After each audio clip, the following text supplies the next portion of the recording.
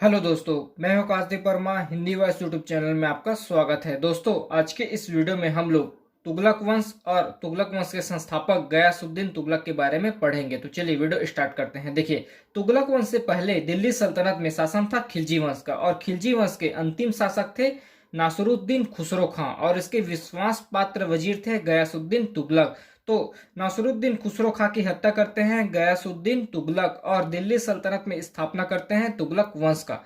खिलजी वंश के अंतिम शासक थे नासरुद्दीन खुसरो खां, और इसके विश्वास पात्र वजीर थे गयासुद्दीन तुगलक, और गयासुद्दीन तुगलक नासरुद्दीन खुसरो खां का हत्या कर दिल्ली सल्तनत में तुगलक वंश की स्थापना करते हैं। उसके बाद देखते हैं तुगलक वंश में कौन कौन से शासक हुए हैं। सबसे पहला हुआ है गयासुद्दीन तुगलक, जो कि संस्थापक है तुगलक वंश का, और इसका शासनकाल था 1320 ईस्वी से 1325 ईस्वी तक। उसके बाद शासक बनते हैं उसके पुत्र मोहम्मद बिन तुगलक, और इसका शासनकाल था 1325 ईस्वी से 1351 ईस्वी तक। उसके बाद शासक बनता है उनका चचेरा भाई फिरोज शाह तुगलक, और इसका शासनकाल था 1351 ईस्वी से 1388 ईस्वी तक। फिर चौथे नंबर पर शासक बनते हैं तुगलक वंश के गयासुद्दीन तुगलक शाह द्वितीय, और इसका शासनकाल था 1388 ईस्वी से 89 ईस्वी तक। केवल एक वर्ष का इनका शासनकाल था। फिर उसके बाद शासक बनते हैं अबू बकर, और इसका अबू बकर शाह, और इसका शासनकाल था 1389 ईस्वी से 90 ईस्वी तक। इनका भी शासनकाल एक वर्ष का था। उसके बाद शासक बनते हैं नासरुद्दीन महमूद शाह, और इसका शासनकाल था 1390 ईस्वी से 1394 ईस्वी तक।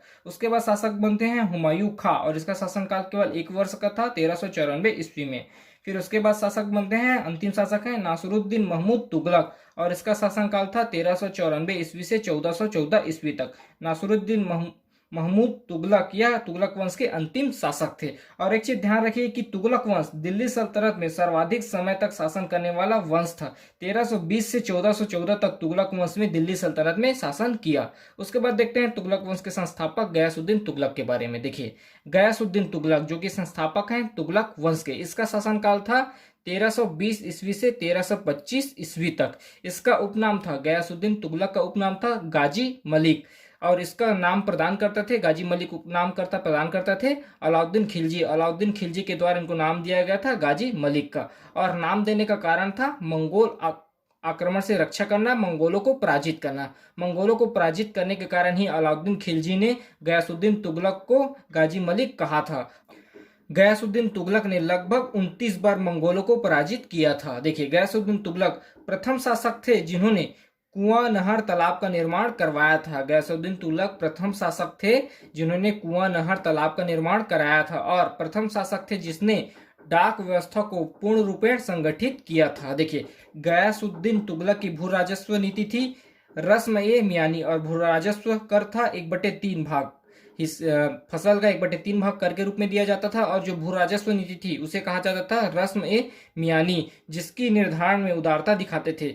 रस्म ए मियानी जो कृषि संबंधित कर लेते थे, उसकी निर्धारण में गयासुद्दीन तुगलक उदारता दिखाते थे, लेकिन वसूली करने में, कर की वसूली करने में वह कठोरता दिखाते थे। गयासुद्दीन तुगलक के दरबारी कवि थे अमीर खुसरो। देखिए, अलाउद्दीन खिलजी के द्वारा लागू किया गया था दाग व हुलिया प्रथा को। अलाउद्दीन खिलजी के द्वारा लागू किया गया था दाग व हुलिया प्रथा को, लेकिन उसको प्रभावशाली ढंग से चलाया था गयासुद्दीन तुगलक ने। अलाउद्दीन खिलजी के द्वारा दाग व हुलिया प्रथा लागू किया गया था, लेकिन उसको प्रभावशाली ढंग से चलाते हैं गयासुद्दीन तुगलक। देखिए, आगे देखते हैं।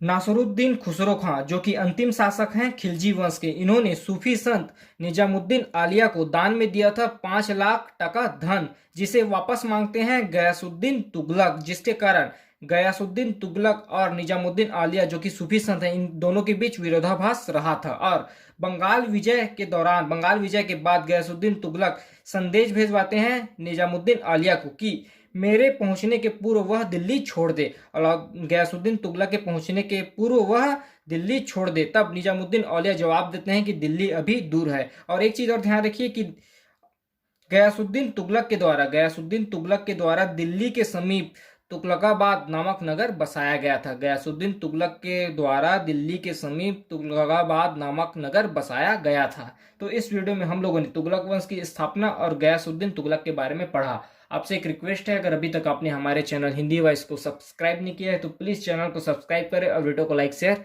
जरूर करें। धन्यवाद।